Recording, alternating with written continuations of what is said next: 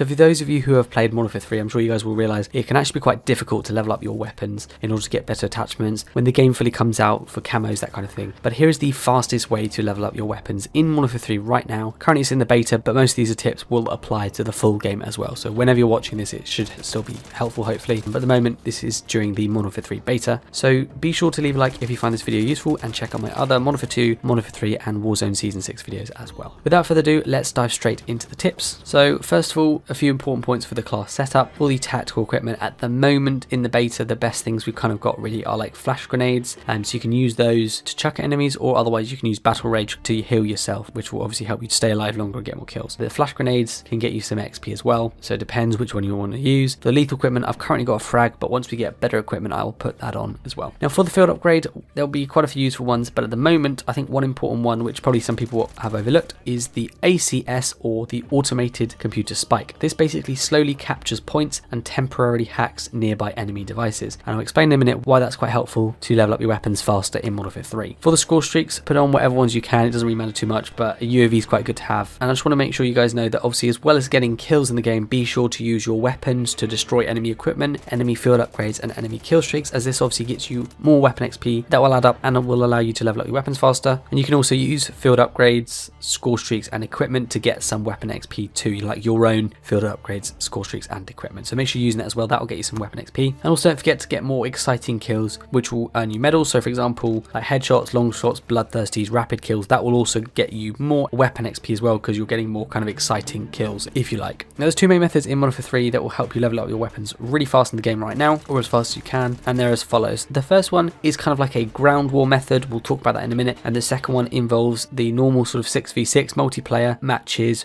but playing objective modes like hardpoint, domination, kill confirm, that kind of thing. So we'll talk about both those modes. Feel free to jump to whichever one you want, and I'll kind of talk about which one I prefer and some tips along the way as well. So the first method involves ground war, like I say. Basically the first aim is obviously to get as many kills as you can with your weapon, because that will get you more weapon XP. You guys know that already, you don't need me to tell you that. But what you also want to do is capture objective points, you know, the flags in ground war when you can on that Popov power station map. So capture objective points, that will get you weapon XP as well, which is good. And you'll also come across some enemies on the way, I'm sure. And if you're killing enemies that are on these flags, or you're killing enemies while you're on the flag, that will get you extra XP as well, which is really, really important for either like attacking or defending your objective point. And don't forget, you can use your ACS field upgrade to help you with capturing these points. So basically what it does is you just place it down, and basically you don't even have to stay on the objective point, and it will capture it slowly for you. Sometimes if it's one of the slower progress objectives, it won't necessarily cover for the whole of it, but it might do quite a lot of it. So you can do it for a little bit and then run off of it, or put it on and then capture it for the last bit. So it's helpful to kind of put it on, stand back a little bit, get yourself somewhere a little bit safer where enemies can't get you, or look for enemies and then come back to finish it off. So it's kind of useful in that sense. And also, like I say, obviously capturing those objectives will get you a lot of XP for your weapon as well. So it's not just about kills, it's also about the objectives. Therefore, if you can use this field upgrade to help you capture the objectives, it's better for weapon XP. The last main thing for ground war is make sure you're using tanks. This is for several reasons. First of all, it's easy to get around in, you won't die as much. Also, you'll frequently have friendly teammates kind of spawning in your tank, as it gives them a place to spawn that isn't like at the very back of the map. So quite a lot of people will choose to spawn there, which is quite good. And that's good because it gives you lots of XP. I think it gives you 25 XP per time, but you get lots of people spawning there, which will get you lots of XP and weapon XP as well. You can also use the tanks or vehicles to capture enemy flags. And as we said, obviously capturing those objectives will get you weapon XP, which is good. And you'll also gain weapon XP towards your weapon if you get kills with your tank. So if you're holding your weapon, you then get into the tank and you get some kills while in the tank with the tank's weapons, then you know that should also count towards your main weapon as well, which is quite helpful. So that's one main method. It's quite good. Obviously the match is a bit longer, the maps are bigger, so that is one downside, but if you can get across it okay, then there's plenty of opportunities to get kills and weapon XP. That's quite good. The other method I'd say is the main sort of 6v6 multiplayer, especially focusing on modes like hardpoint, domination and kill confirmed. Now what you want to do is you obviously want to aim to get as many kills as possible. Once again, you guys don't need me to tell you that, but what other things can you do in multiplayer to get more weapon XP? Well, first of all, you want to capture objective points when you can, similar to what we said for ground war. The more times you're capturing objectives like the domination flags or the hard points or collecting kill confirmed tags, whatever the objective is, just go for it basically. That will all get you weapon XP as well as normal XP. So you also get XP for your weapon to level it up a bit faster. And like I said, you can use your ACS field upgrade to help you capture this as well, which is really, really great. So don't forget to use that to help you capture it. And you can also hang around the domination flag or hardpoint areas, as this will help you keep the flag, and you'll get defense XP if you're killing enemies while on it. So it's quite useful in that respect too, because because either getting attacker or defense XP will again get you more XP than just a standard kill. So again, it's better for leveling up your weapons. Now, in terms of what maps to go on, luckily we've actually got Map Voter